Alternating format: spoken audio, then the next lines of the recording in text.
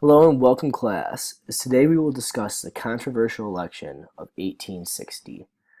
This is our very own election that preceded the American Civil War. So let's begin. First off, let's pretend that we are currently living during this time period, the period between 1850 and 1860. Congress had just passed the Fugitive Slave Act, which makes all runaway slaves return to their rightful owner. This act was very controversial because if a Northerner who was against slavery found a runaway slave, he would then be forced to return it back to his owner down in the South. In 1852, Harriet Beecher Stowe published Uncle Tom's Cabin, which became very popular because it talked about the inhumanity of slavery. Talked about the view of slavery through a slave himself. This book was a bestseller, making it very popular during this time period.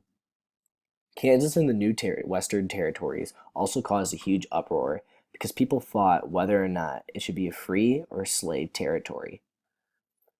Eventually, Stephen Douglas made a plan called the Kansas-Nebraska Act, which let new territories decide whether or not they will be a free or slave territory based on popular sovereignty. Next, we are going to talk about President James Buchanan. The election of 1856, James Buchanan was elected over the Republican John C. Fremont. James Buchanan believed that slavery was morally wrong, but it was constitutional. People feared that electing a Republican, because if a Republican was elected, it could threaten Southern secession. So basically, people voted Democrat mainly this election to make sure that the Union was preserved.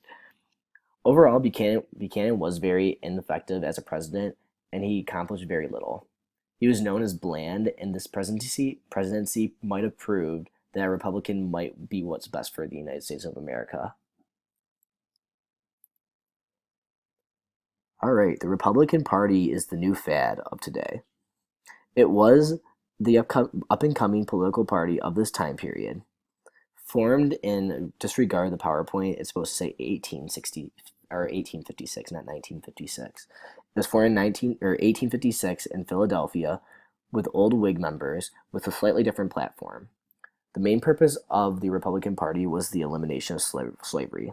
Yes, they cared about protective tariffs and internal improvements, but slavery right now is the top priority. During this time, people were afraid that electing a Republican would cause for the abolishment of slavery, and that would cause a civil war. But it was definitely needed for this time. These new leaders may not have won the election against Buchanan, but they were strong, new, and ready for the future of America. One of these new leaders, or you might have actually heard of him, his name is Abraham Lincoln. He was born and raised in Illinois and was the new and upcoming phenomenon. He was self-taught as a child and young adult, owned a very authoritative stature, and was people in his town often referred to him as lazy, being as he didn't really like working outside because he would rather be inside reading and increasing his knowledge. When he began his professional career as a lawyer, he earned his nickname the Illinois Rail Splitter because of his unique background compared to other politicians and powerful people at the time. One of Lincoln's first experiences that led to his interest in the Republican Party was when he moved down to New Orleans. He there got his first taste of slavery, which he found very distasteful, and he quickly moved back to Illinois. Abraham Lincoln as a lawyer appeared in front of the Illinois Supreme Court over 175 cases, and in 51 of these he was sole counsel, in which 31 were decided in his favor. This shows that Abraham Lincoln did not win many of his matches as a lawyer, but he was known for his pure honesty, hence his nickname Honest Abe, which gained him some recognition. Lincoln gained even more recognition for his famous debates for Congress running against Stephen Douglas. The format for each debate was one candidate spoke for 60 minutes, the other candidate spoke for 90 minutes, and then the first candidate would then speak again for a 30-minute rebuttal.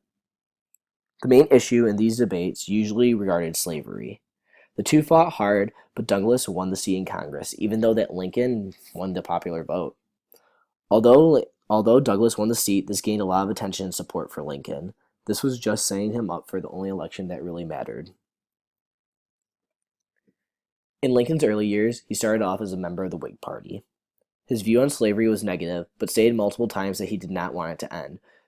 His platform favored economic modernization in banking, protective tariffs to fund his economic modernization, and to fund internal improvements, including railroads and espoused urbanization as well. When the Whig Party came to an end, he became more interested and quickly became a leader in the Republican Party. Now this is where the fun begins. The election of 1860. This is one of the most unique elections in American history because of how different people's views were. Our first candidate we see here is Abraham Lincoln. We discussed his platform on the previous slide, but his main goal for the election is to make sure that the Union is still together.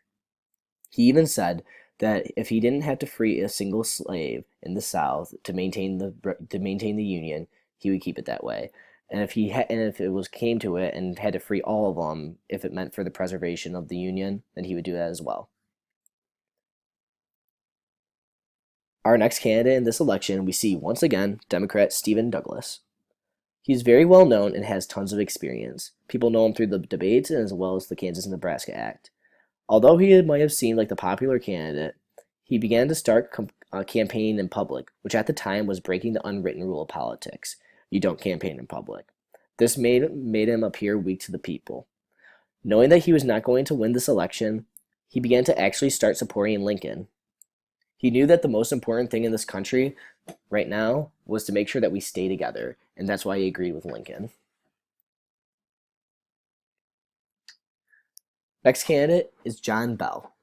John Bell favored a neutral stance on slavery, being that his party, the Constitutional Union, wanted a neutral stance on slavery. They believed in many other issues besides slavery. Many of the border states favored him, but at the time he didn't take a side in regards to slavery, which led to his downfall. People wanted to know whether he was pro or anti-slavery.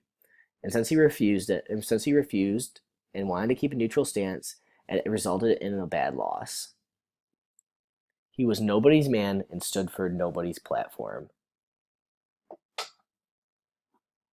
Lastly, we have our fourth candidate, currently our Vice President, John Breckinridge of the Southern Democratic Party. A lot of people liked Breckinridge because of his youth, character, and phenomenal speaking voice. People saw him as being a great fit for our next president. He rose to the occasion and he won all the Southern votes. Ironically, Breckinridge wasn't even a big supporter for slavery. Many of his votes came from Southerners in the Deep South where slavery was not an issue. The irony about this election is Abraham Lincoln's election history himself. Overall, Lincoln failed in his political career up until this point, and we see in this graph that he only won like 2 times in all of his elections. But a lot of people weren't a fan of him being a Republican as well as his history. Although Lincoln may have lost many times in the past, he came through and won the jackpot in this election. Lincoln won easily, although he did not win a majority of votes. Believe it or not, Lincoln only won 39% of popular vote. The North was so powerful with industry and population that electoral votes were all that mattered, same as they do today. Douglas was also from the North and actually had the second most popular votes, but because Lincoln was from the North and won all the electoral votes, Douglas came in dead last. So we see that Abraham Lincoln is the winner of this election and now President of the United States. What was ironic about Lincoln winning? Well, like I said, the North dominated population industry. Lincoln actually was very lucky he was popular in the North because, believe it or not, Abraham Lincoln did not receive 1 vote in 10 southern states. That is right. Being that Lincoln didn't even appear on the ballot for 10 southern states, the South hated him and didn't even know what he stood for. They heard the Republican from the North had won and that was their last straw. They knew something had to change. Abraham Lincoln made it clear that he did not want to end slavery, as well as the other Republicans. South Carolina then seceded from the Union before Lincoln even took office because they could not stand for a Republican nominee. This is where Lincoln stuck to his word and was going to keep the Union together at any means possible, even if this included war. Thank you, class, and that concludes this lesson for today. Tomorrow, we are going to be discussing the early stages of the War of the States, which many of us now know as the Civil War. Thank you and have a great rest of the day, guys. Class is dismissed.